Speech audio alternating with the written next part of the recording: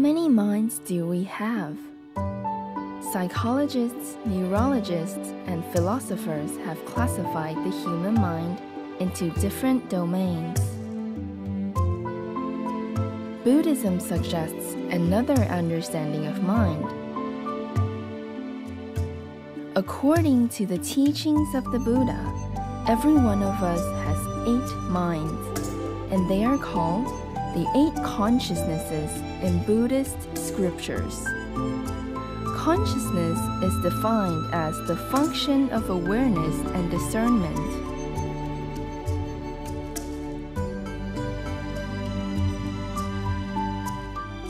The eye consciousness differentiates colors and visual objects.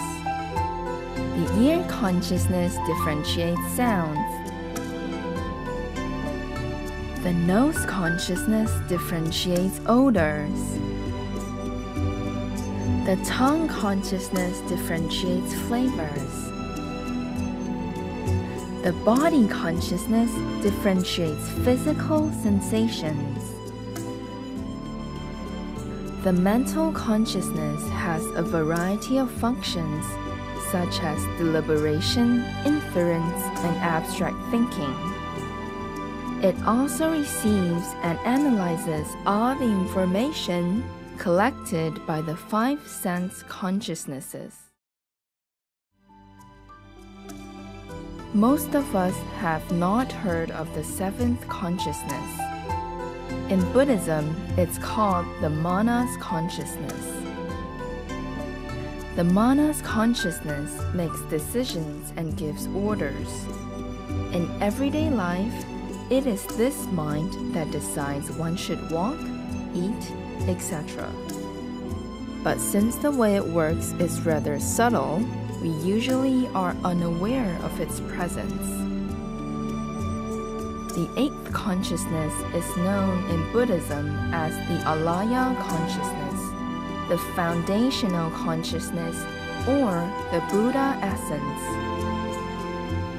It is like a powerful video recorder that records everything we do, yet we are totally oblivious to its existence. In summary, the first 6 consciousnesses perceives and distinguish what is going on around us. The 7th consciousness decides and gives orders regarding everything at all times. The 8th consciousness impartially records and stores an individual's every single action.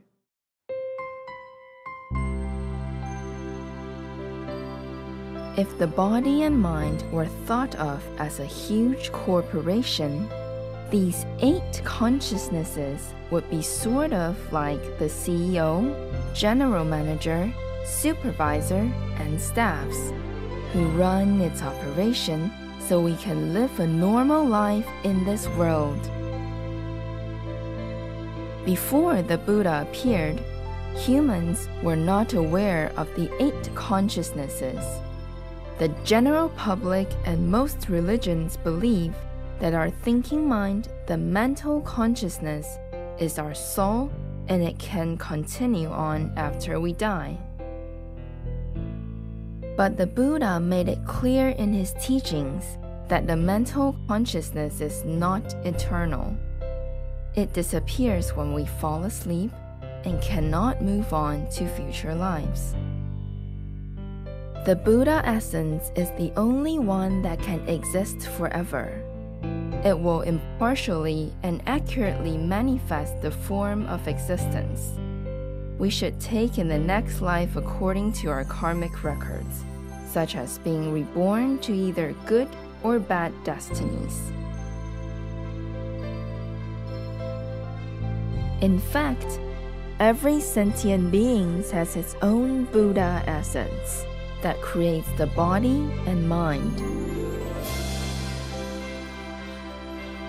As for the physical world, such as the mountains, oceans, and even the entire universe, it is created collectively by the Buddha essence of karmically related sentient beings. You may think of the Buddha essence as an invisible magician.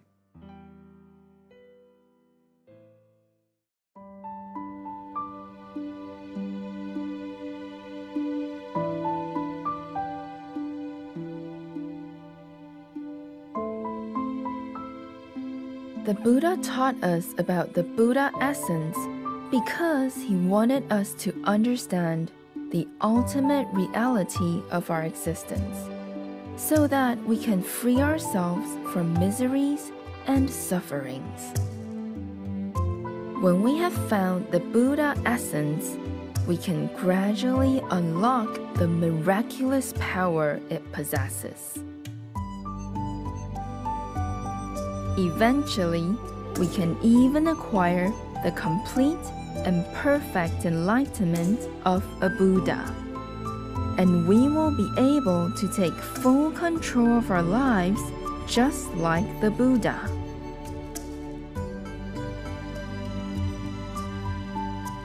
Following is a poem that summarizes these 8 wondrous minds.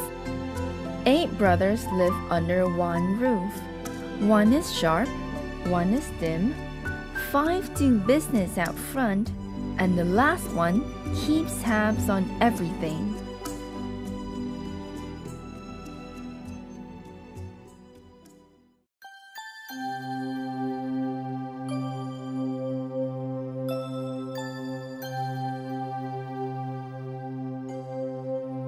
Written based on Xuanzang's doctrinal expositions, the 8 Wondrous Minds is meant to introduce the Buddhist doctrine of 8 consciousnesses. The 8th consciousness is the central and foundational Buddhist tenet and the permanent true mind Buddhist disciples seek awakening to. In Buddhist scriptures, it is also called the maturational consciousness, the immaculate consciousness, and the Tahagartagarbha.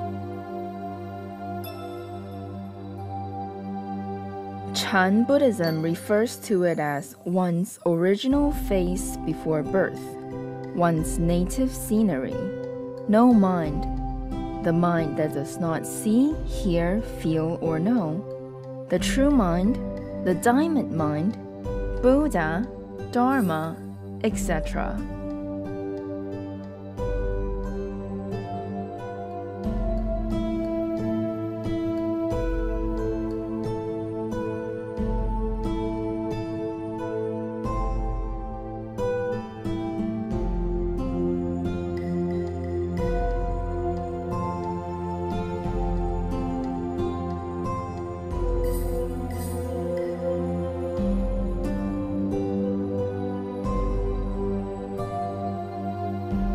In Chinese history, Xuanzang was one of the most illustrious Buddhist masters, who attained awakening to the 8th consciousness in his teens.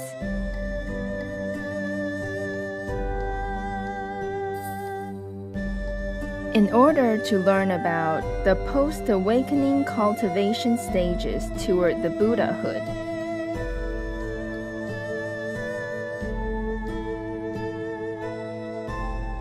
he took a perilous journey to India to see the original scriptures that shed light on this subject. One of the key Sanskrit texts he sought was the treatise on the stages of yogic practice.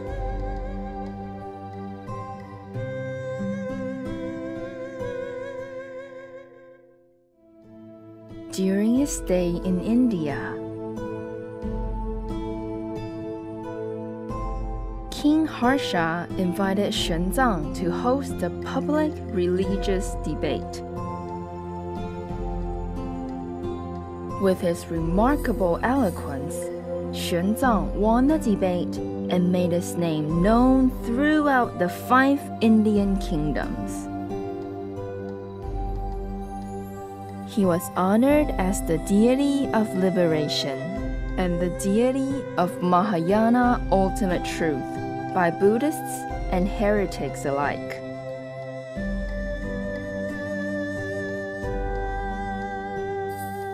Having acquired penetrative insights into Buddhist doctrines, after his return to China,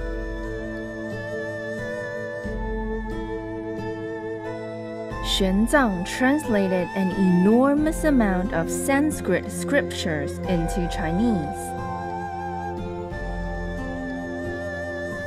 and authored the Chengwei Shilun and the verses delineating the 8 consciousnesses. To articulate the self-nature of the 8 consciousnesses.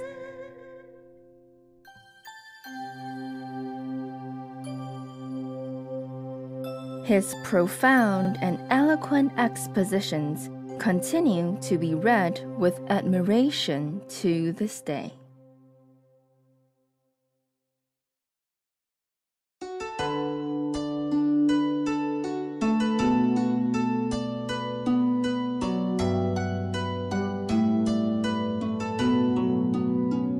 Xuanzang was not the only practitioner in Chinese Buddhist history to have awakened to the 8th consciousness.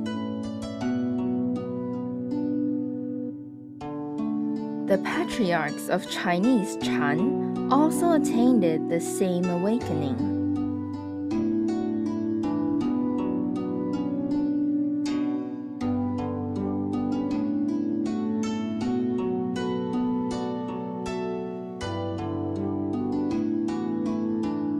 Bodhidharma affirmed the second Chan patriarch, Huike's awakening with the Lakavatara Sutra. The 5th patriarch, Hongren, verified the 6th patriarch, Huinen's awakening with the Diamond Sutra. Upon which Huinen exclaimed, "Who could have thought that the self-nature is intrinsically uncreated and unceasing? Who could have thought that the self-nature can give rise to all phenomena?"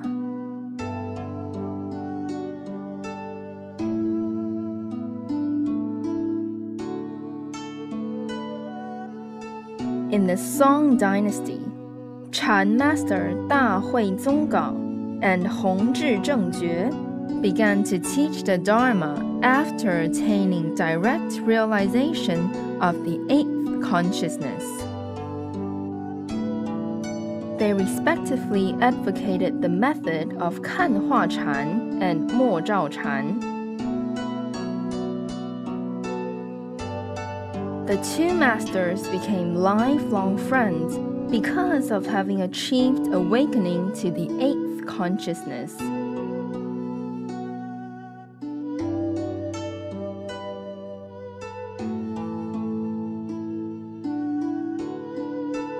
The 2 great masters of the Zhenan school in Tibet, Dopopa Sherab Yeltsin and Taranatha, also attained awakening to the 8th consciousness.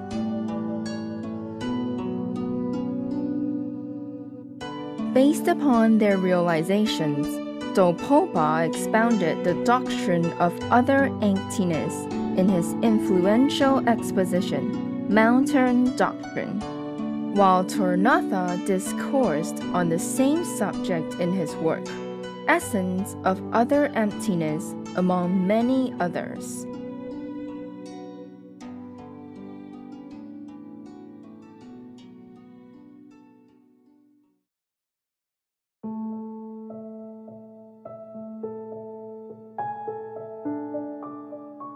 In contrast to the uncreated and unceasing 8th consciousness, the mental consciousness is a phenomenon with origination and cessation. The mental consciousness will cease during deep sleep, fainting, and absorption of non-perception, the absorption of cessation, and complete death. the mental consciousness does not come from a previous life and cannot persist to future lives. The sixth consciousness can only arise from the eighth consciousness in dependence on two necessary conditions: the seventh consciousness and the mental objects. These properties of the mental consciousness were affirmed by Bouddha Sakyamuni and can be directly perceived by all enlightened persons. Moreover, the thoughtless and numinous awareness attained during sitting meditation is the state of the mental consciousness. Likewise, the union of bliss and emptiness realized during the sexual yoga practiced by Tibetan lamas is also a state of the mental consciousness.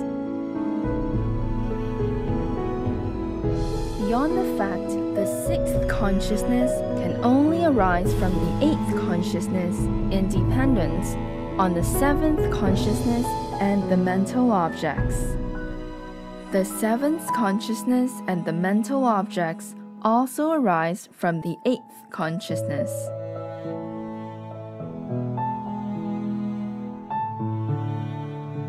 In short, the mind that Buddhist practitioners seek awakening to is the eighth consciousness, not the sixth consciousness.